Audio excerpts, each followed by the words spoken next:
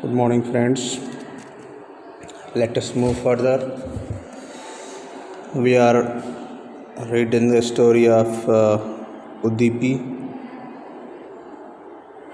He would stop briefly at the temple and pray for a pair of shoes.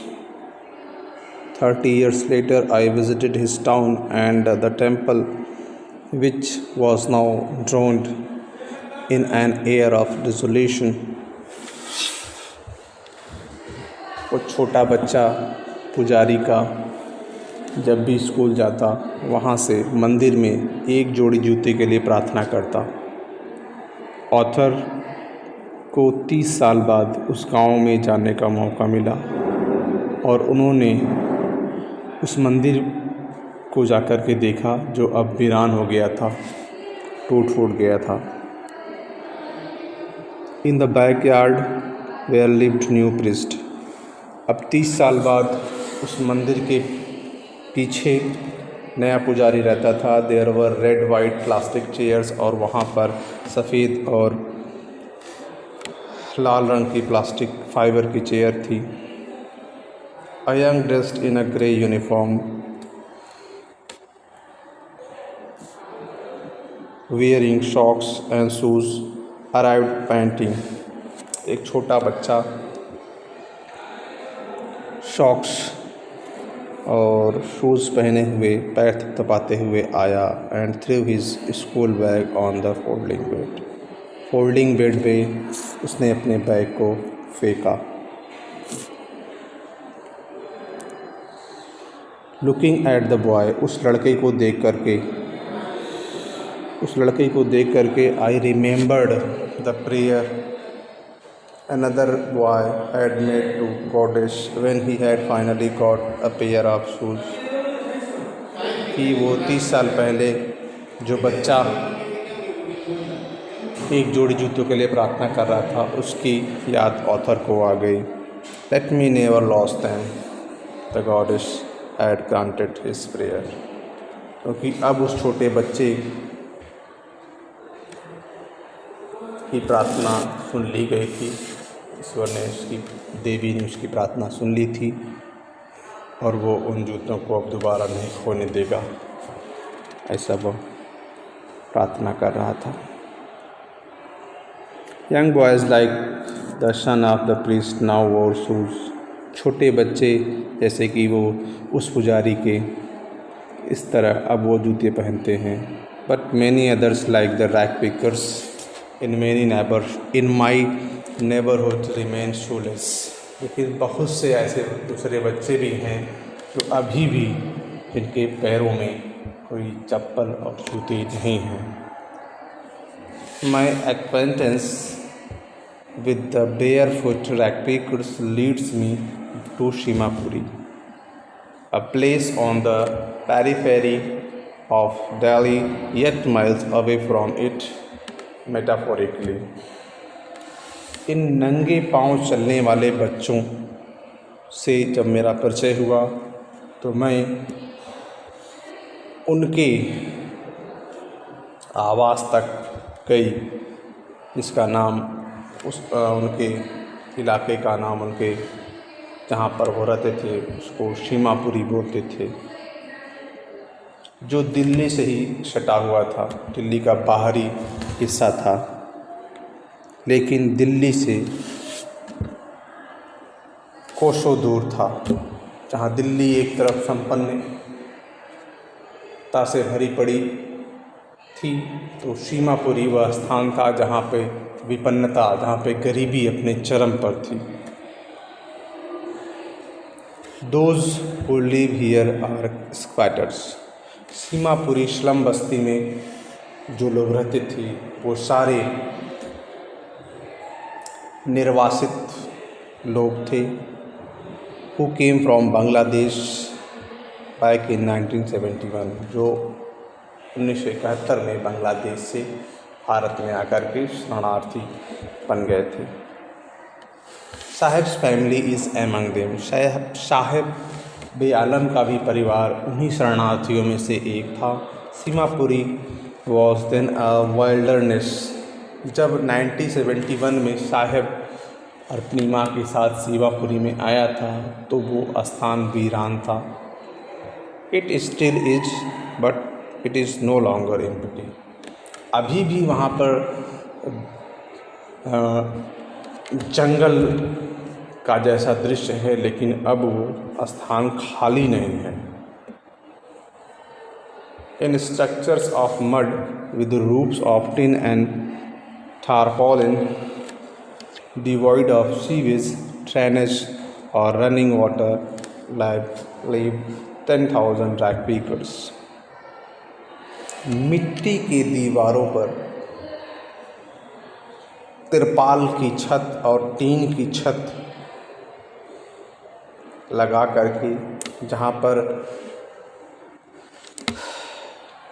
Sewage का पानी का कोई व्यवस्था नहीं है, आने जाने की, पानी की निकासी की कोई व्यवस्था नहीं है, चारों तरफ पानी बह रहा है। लगभग 10,000 कचरा बीनने वाले लोग इसी दयनीय अवस्था में, जहाँ पर मूलभूत सुविधाएं नहीं हैं, वहाँ पर रह रहे हैं। They have lived here for more than 30 years without an identity, without permits, legal documents, but with ration cards that get their names on voter list and enable them to buy grain।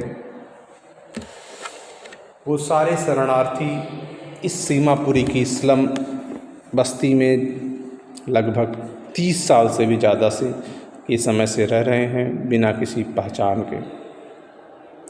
न उनके पास कोई permit है कानूनी तौर पे, लेकिन उनके पास ration card हैं जिससे उनका नाम वोटर लिस्ट में है और वो सरकारी राशन खरीद लेते हैं।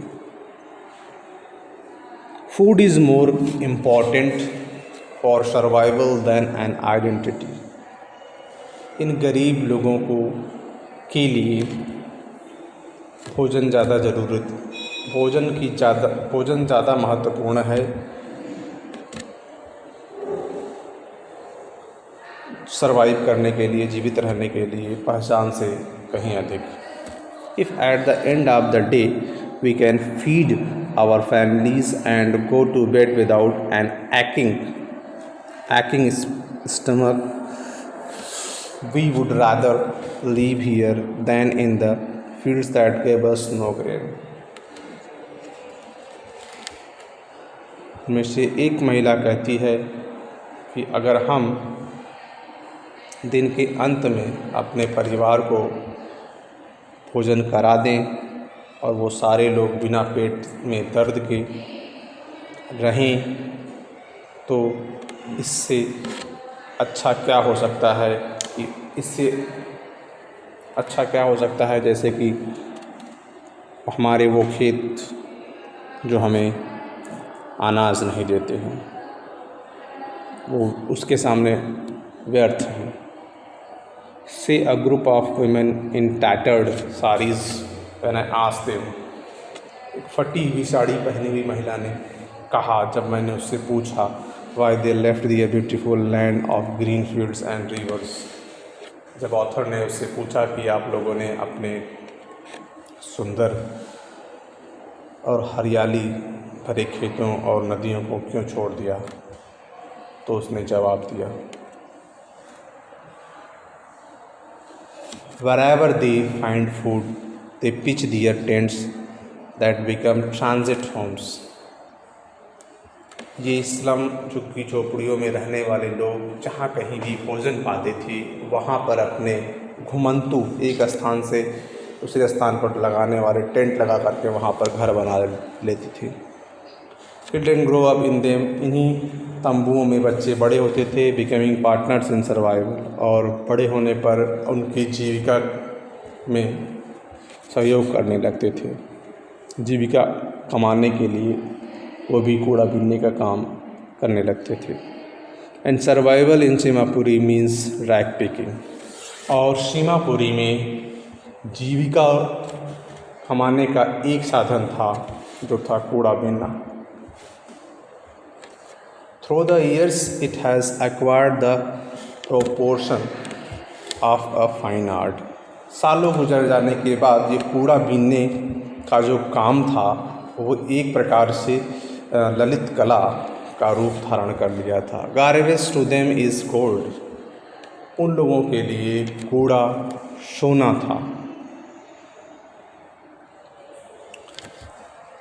It is their daily bread. यह उनका दैनिक रोटी थी। अब रूफ उनके लिए छत थी, ओवर दियर हेड उनके छतों के ऊपर छत थी even if it is a leaking roof.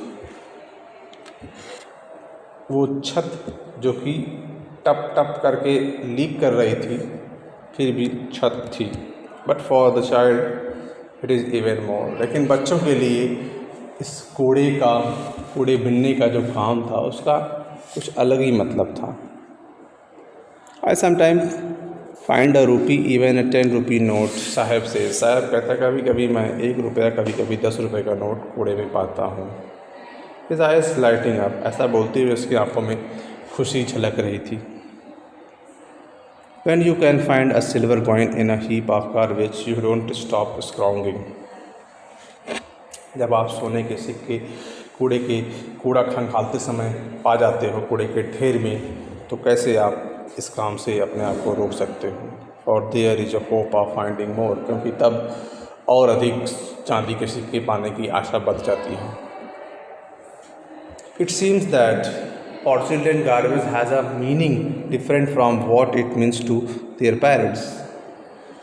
कूड़ा बीनने वालों के जो बच्चे थे उनके लिए कूड़े का अलग मतलब था और उनके पेरेंट्स के लिए उस कूड़े का अलग मतलब था।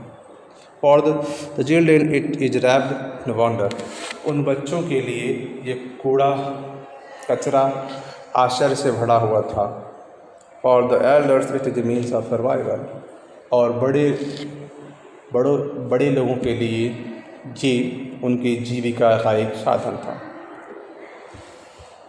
One winter morning I see Sahib standing by the fenced gate of the neighborhood club. एक सर्दियों की सुबह मैंने साहिब को एक कांटेदार जाली के बाहर, क्लब की कांटेदार जाली के बाहर खड़े हुए देखा, पास में क्लब के। Watching 2 young man dressed in white. वो 2 नौजवानों को जो सफ़ेद ड्रेस में थे उनको देख रहा था। प्लेइंग टेनिस, वो टेनिस खेल रहे थे। साहब two is wearing tennis shoes that look strength over his discoloured shirt. साहब भी उस समय टेनिस के शूज़ पहने हुए था, लेकिन वो अलग अलग रंग के थे।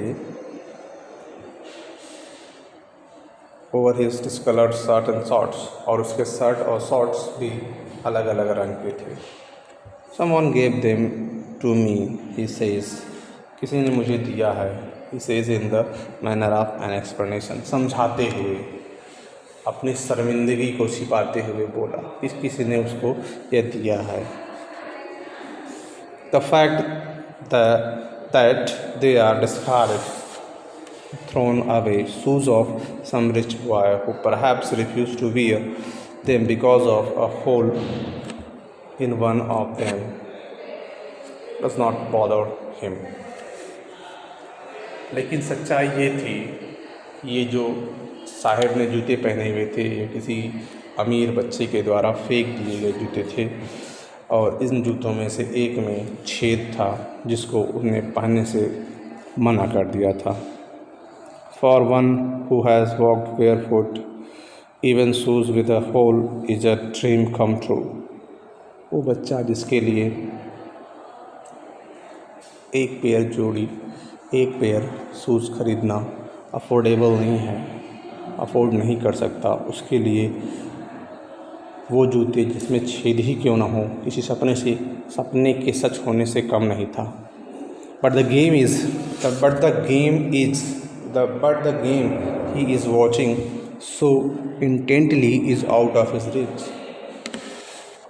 रीच। लेकिन जितनी तन्मयता के साथ वो गेम जो देख रहा था वो उसके पहुँच से बहुत दूर की बात थी। This morning, Sahib is on his way to the milk booth. इस घटना के काफ़ी समय बाद एक सुबह साहब की मुलाकात अनीस जंग से फिर होती है।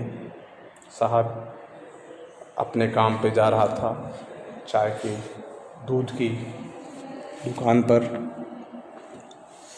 इन हिज हैंड, उसके हाथ में ये स्टील कनस्तर स्टील का डिब्बा था। I now work in a tea stall down the road, he says pointing to the distance. दूर उंगलियों से इशारा करते हुए साहब ऑथर को बोलता है, ये अभी मैं एक चाय की दुकान पर काम करता हूँ। I am paid 800 rupees and all my meals. 800 रुपये मुझे मिलता है और मुझे दिन भर का भोजन मिलता है। Does he like the job, I ask. Author ने तुरंत ही उससे प्रश्न पूछ लिया कि क्या तुम्हें यह काम पसंद है। His face I see has lost the carefree look. अब वह निश्चिंत जो लुक, उसके चेहरे का निश्चिंतता का जो भाव रहता था, अभी वो नहीं था।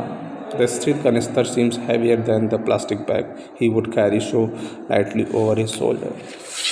अपने कंधे पर जो स्टील का कनस्तर वो अभी कैरी कर रहा था, ढो रहा था, वो प्लास्टिक के बैग से भी भारी था। द बैग वॉज हिज, वो प्लास्टिक का बैग भी उसका हुआ करता था। द कनस्तर belongs to the man who owns the tea shop, और यह कनस्तर उस चाय की दुकान के मालिक का था। Saheb is no longer his own master.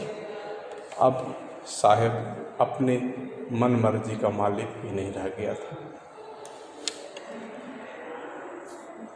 That is all.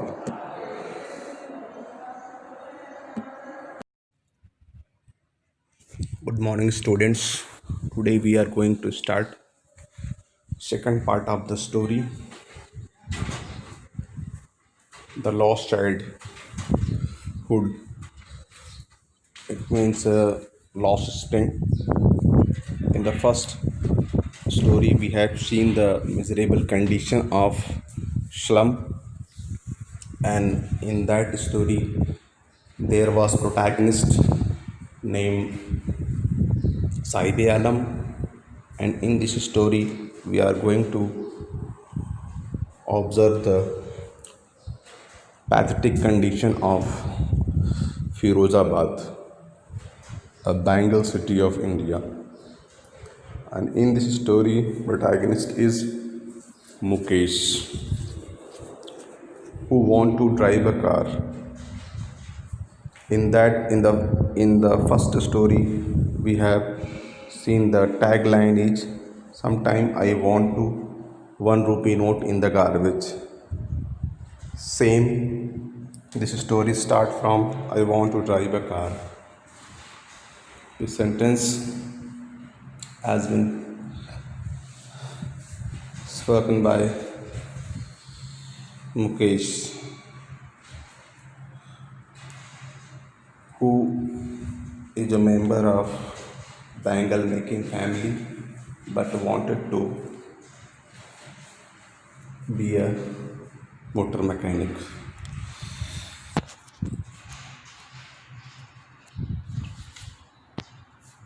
Mukesh insists on being his own master.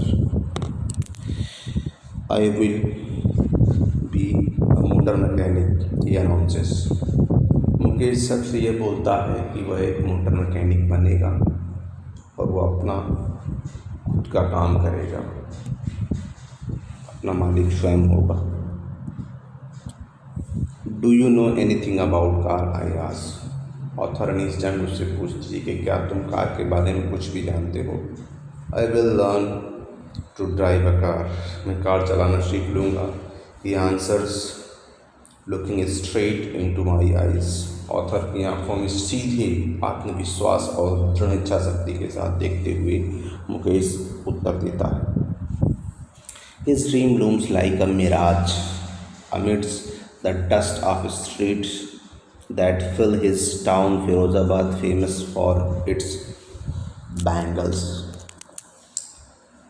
Firozabad की धूल से भरी हुई गलियों में जो जो कि चूड़ी बनाने के उद्योग के लिए फेमस है, उसका सपना मोटर मैकेनिक बनना वैसे ही था जैसे कि मिराज। मिराज वह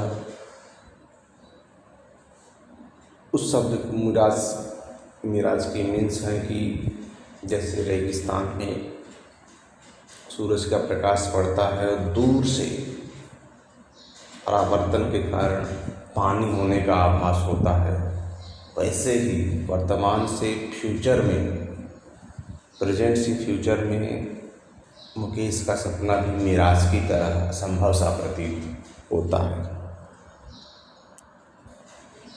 Every other family in Firozabad is engaged in making bangles. It is the center of India's glass-blowing industry, where families have spent generations.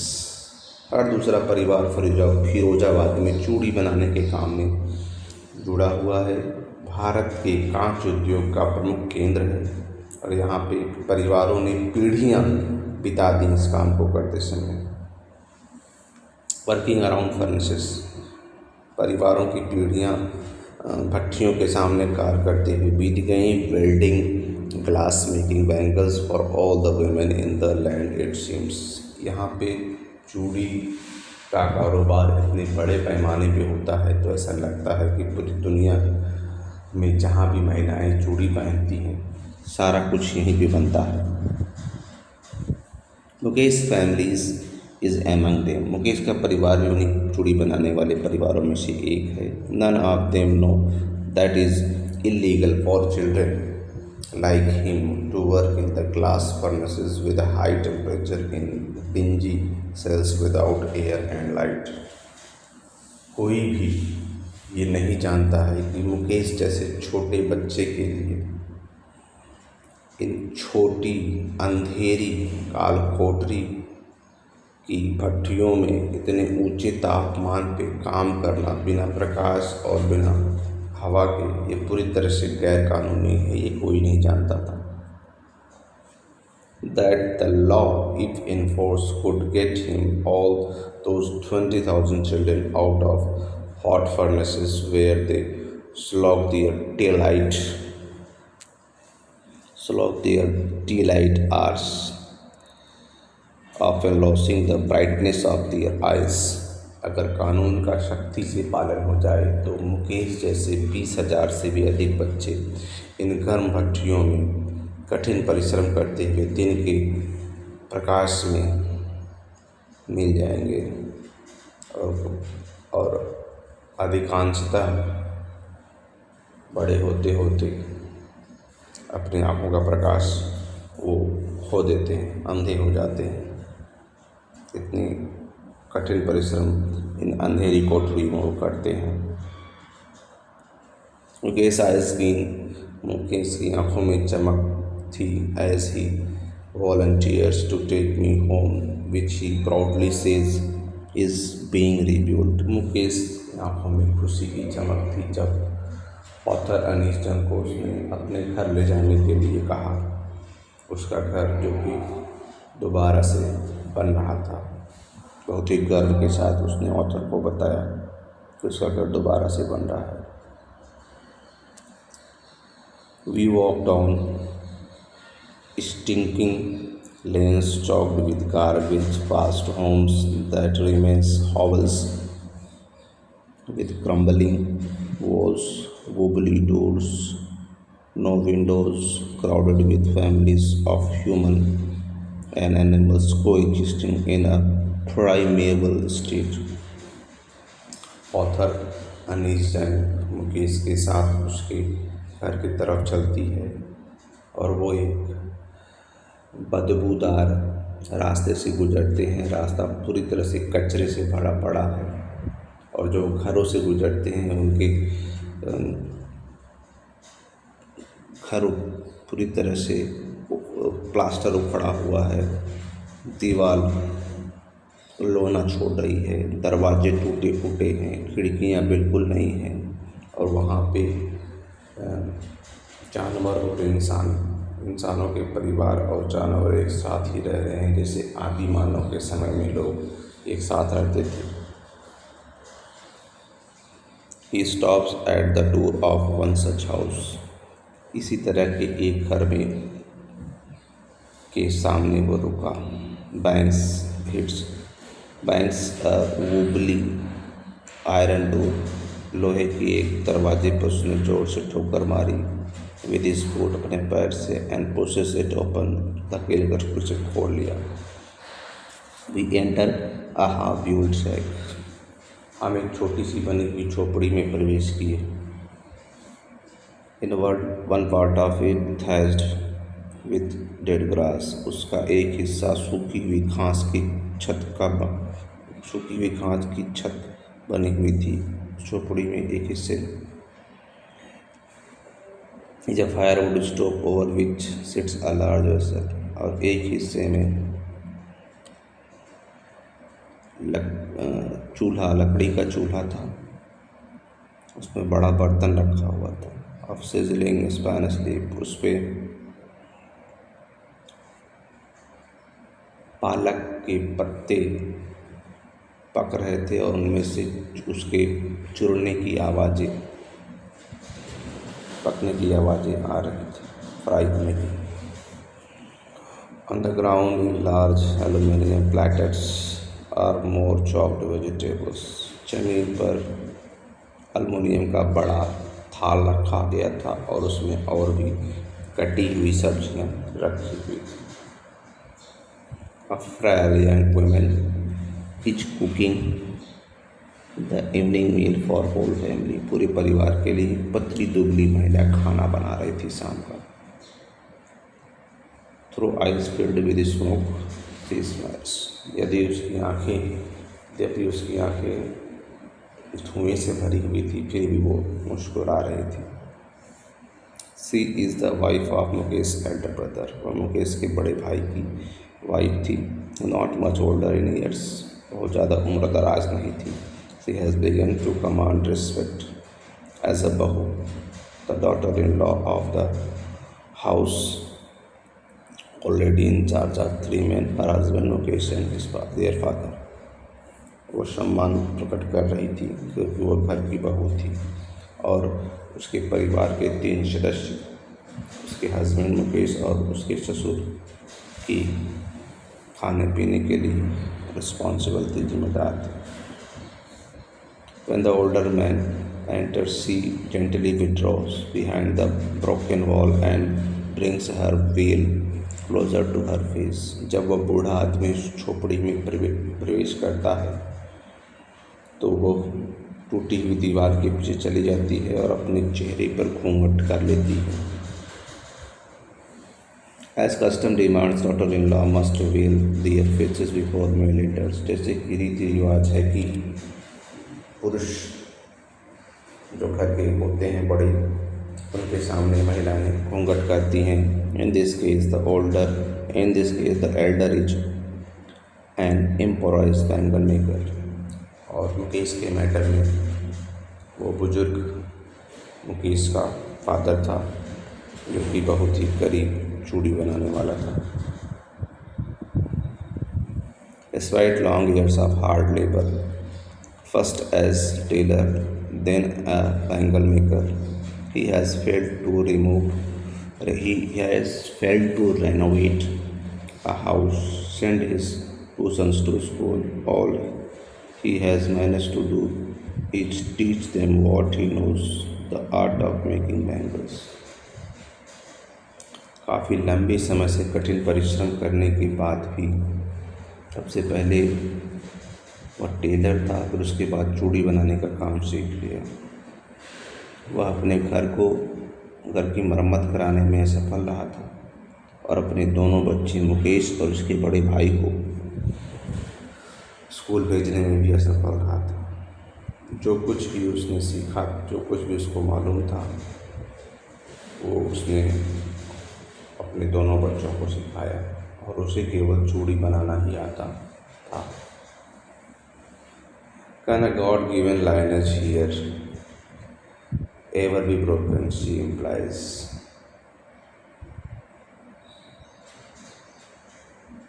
ईश्वर द्वारा जो हमें विरासत मिली है पुरखों की, उसको क्या हम तोड़ सकते हैं? एक महिला बोलती है, born in caste of bangle makers they have seen nothing but bangles. चूड़ी बनाने वालों के परिवार में पैदा होना माने कि चूड़ी के अलावा कुछ भी नहीं। In the house, in the yard, open area at the back of the house, in every other house, every other yard, every street in the Firozabad. हर दूसरे घर में, हर दूसरे के घर के आंगन में चारों तरफ ये चूड़ियाँ ही, गलियों में चूड़ियाँ ही फिरोजाबाद में देखने को मिलती हैं। स्पायरल्स ऑफ बैंगल, चूड़ियों के टुकड़े, sunny gold, paddy green, royal blue, pink, purple, every colour burn out of the 7 colours of the rainbow. इंद्रधनुष के 7 रंगों से जितने भी कलर बनते हैं, सारे रंग की चूड़ियाँ यहाँ पे देखने को मिलती हैं। लाई इन द माउल्स, ढेरों चूड़ियों के ढेर पड़े रहते हैं। इन अनकेप्ट यार्ड, खुले आंगन में, बरामदे में। Are piled on 4 wheeled hand carts, हाथ से चलाने वाली गाड़ियों के ऊपर भी उनके ढेर रहते हैं। Post by young man along the narrow lens of the senti town, छोटे छोटे कस्बों में ले जा कर के वो हाथ से चलाने वाली गाड़ियों से वो चूड़ियाँ वहाँ पे बेचते हैं नौजवान लोग। And dark hutments next to the lines of flames of flickering oil lamps sit boys and girls with their fathers and mothers welding pieces of colored glass into circles of bangles। छोटे छोटे अंधेरी झोपड़ियों में आगे की तरफ वहाँ तेल से जलने वाले दीपक जल रहे थे।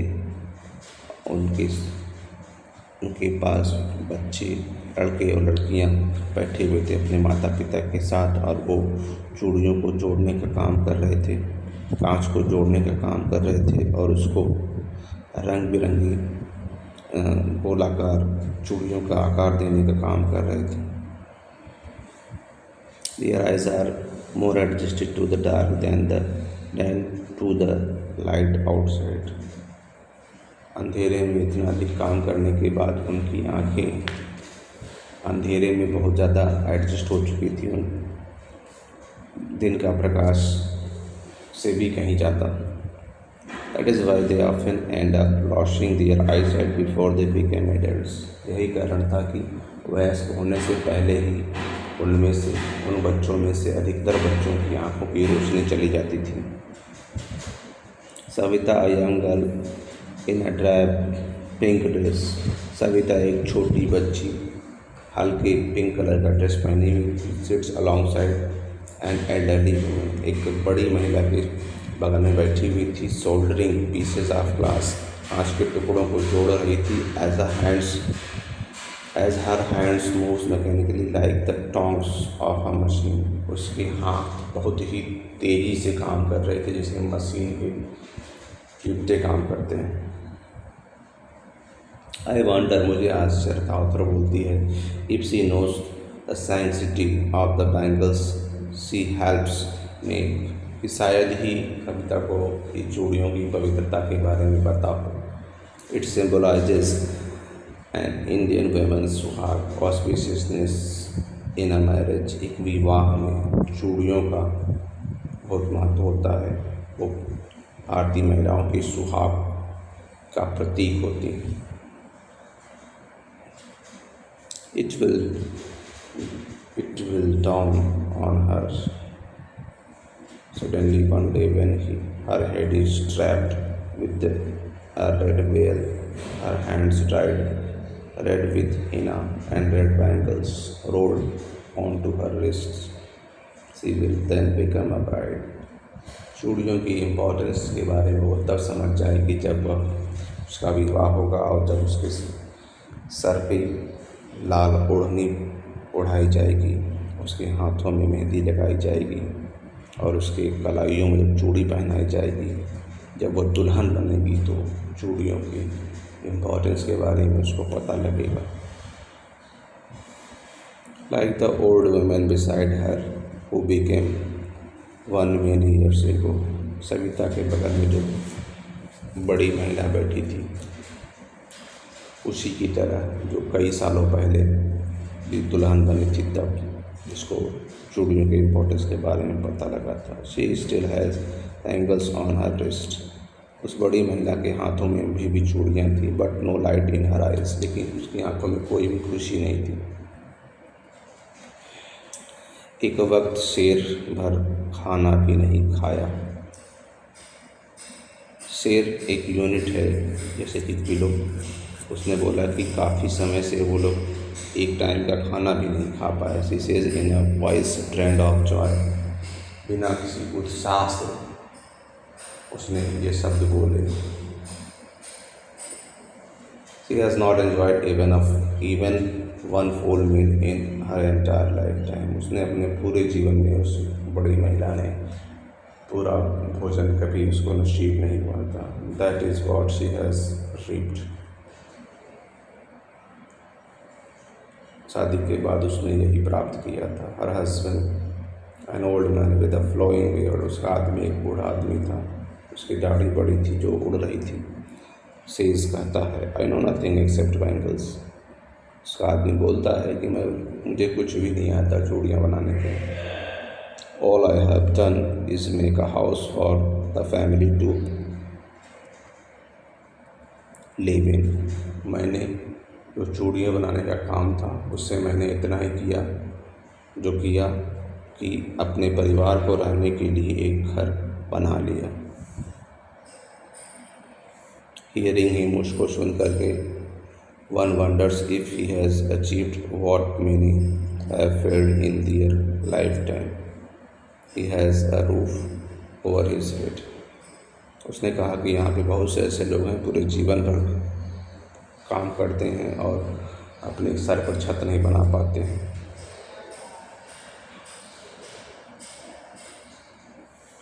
The cry of not having money to do anything except carry on the business of making bangles, not even enough to eat rings in every home।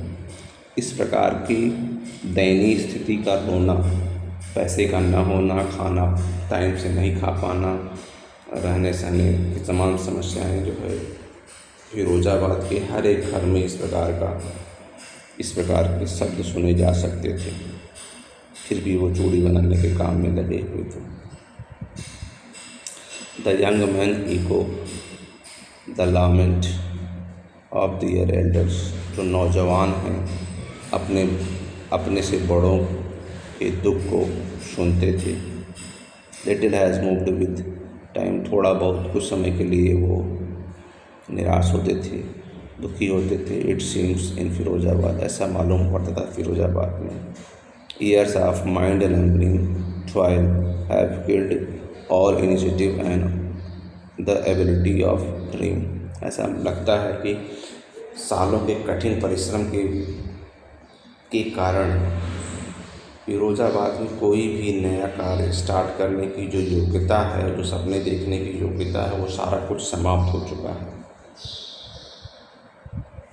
Why not organize yourself into a cooperative? I asked a group of young men who have fallen into the vicious circle of middlemen who trapped their fathers and forefathers। नौजवानों के एक समूह से author ने कहा कि आप लोग सहकारी समितियां क्यों नहीं बना लेते हैं, उनमें संगठित क्यों नहीं हो जाते,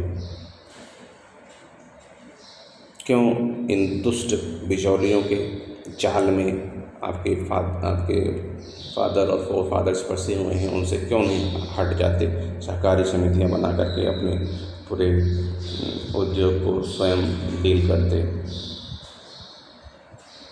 even if we get organised we are the one who will be hauled up by the police, beaten and dragged to jail और डूइंग समथिंग इलीगल। उन्होंने आंसर दिया उन नौजवानों ने,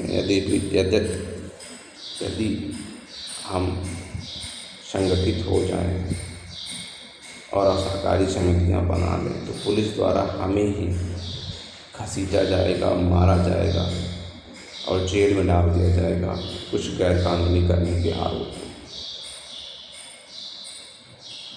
they say, okay, there is no leader among them, no one who could help them see things differently. और उनके बीच में कोई नेता भी नहीं था जो चीज़ों को अलग ढंग से देख सकता।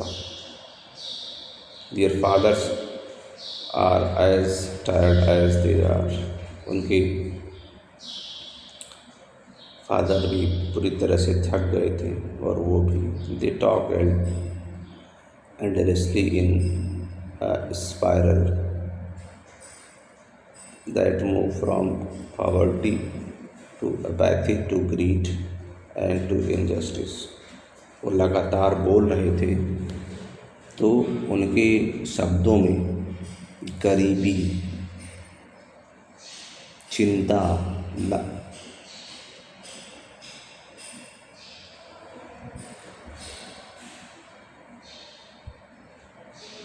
और अन्याय, लालच, ये सारे शब्दों को उनकी बातों से समझा जा सकता था कि इन सब समस्याओं से वो पीड़ित थे।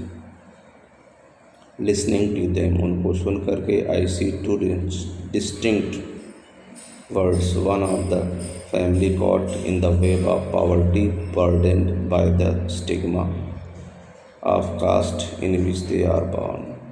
उनकी बातों को सुनने के बाद ऑथर अनीश चंद को लगा कि जैसे कि वो दो अलग अलग संसार को देख रही है। एक संसार वो जो पूरी तरह से एक गरीबी के बोझ में अपमान को सहता हुआ, अपमान को सहने वाली जात है जो चूड़ी बनाने वाला का है, जहाँ पे वो पैदा हुए हैं, उसमें पूरी तरह से गरीबी, अपमान के बोझ के जाल में फंसे हुए हैं। एक संसार तो ये, द अदर, और जो दूसरा संसार था, a vicious circle of the साहूकार, that middle man, the police man, the keepers of law, the bureaucrats and the politicians. और दूसरा वह दुष्ट संसार था जो इनके ऊपर अत्याचार कर रहा था, इनका शोषण कर रहा था। वह संसार था दुष्ट साहूकारों का समूह, बिचौलियों का समूह, पुलिस मैन और समाज के जो नियम कानून के ठेकेदार थे, और जो ब्यूरोक्रेट्स थे, सरकार के प्रतिनिधि अधिकारी वर्ग, और जो राजनेता थे। ये दो समूह ऑथर अनीश चंद को दिखाई दे रहे थे, दो संसार अलग अलग दिखाई दे रहे थे। Together they have imposed the baggage on the child that he can't put down. Before he is aware, he accepts it as naturally as his father. To do anything else would mean to dare, and daring is not part of his growing up. Together they have imposed. बड़े लोग और छोटे लोग फिरोज़ाबाद में बोझ, ये काम, इतने हार्ड वर्क और ख़तरनाक काम का बोझ अपने छोटे बच्चों के ऊपर डाल देते थे। जब वो धीरे धीरे बूढ़े ज़्यादा होने लगते थे, वो जानते भी थे, अब उनके फादर जानते भी थे, फिर भी वो नौजवान जो बड़े होते थे वो एक्सेप्ट कर लेते थे, क्योंकि उसका, अगर वो नौजवान अपने बुज़ुर्गों की विरासत को, जो कि चूड़ी बनाना था फिरोज़ाबाद में, उसको एक्सेप्ट नहीं करते, तो उसका मतलब था साहस दिखाना। और साहस दिखाने का बिल्कुल भी उन नौजवानों में बिल्कुल भी उनके जीवन का हिस्सा ही नहीं था। वो इतने प्रताड़ित, हतोत्साहित और डरे हुए थे, या यूँ कह सकते हैं उनके जीवन का हिस्सा नहीं था साहस दिखाना। When I sense a flash of it in Mukesh, I am cheered. जब थोड़ा साहस ऑथर ने मुकेश को बातों से महसूस किया तो उसको काफ़ी खुशी हुई। I want to be a motor mechanic, जब उसने कहा कि वह एक मोटर मैकेनिक बनेगा मुकेश ने। He repeats, वो दोहराता, he will go to garage and learn, कि वह गैराज में जाएगा और मोटर मैकेनिक का काम सीखेगा। But the garage is a long way from his home, लेकिन उसके घर से जो गराज था बहुत दूर था। आई विल वॉक, मैं टहलते हुए जाऊँगा, ही इंसिस्ट हुआ, बहुत ही उत्सुकतापूर्वक बोला, आग्रह करते हुए। Do you also dream of flying a plane, he is suddenly silent. Author ने उसको मजाकिया अंदाज में पूछा कि क्या तुम हवाई जहाज़ उड़ाने का भी सपना देखते हो।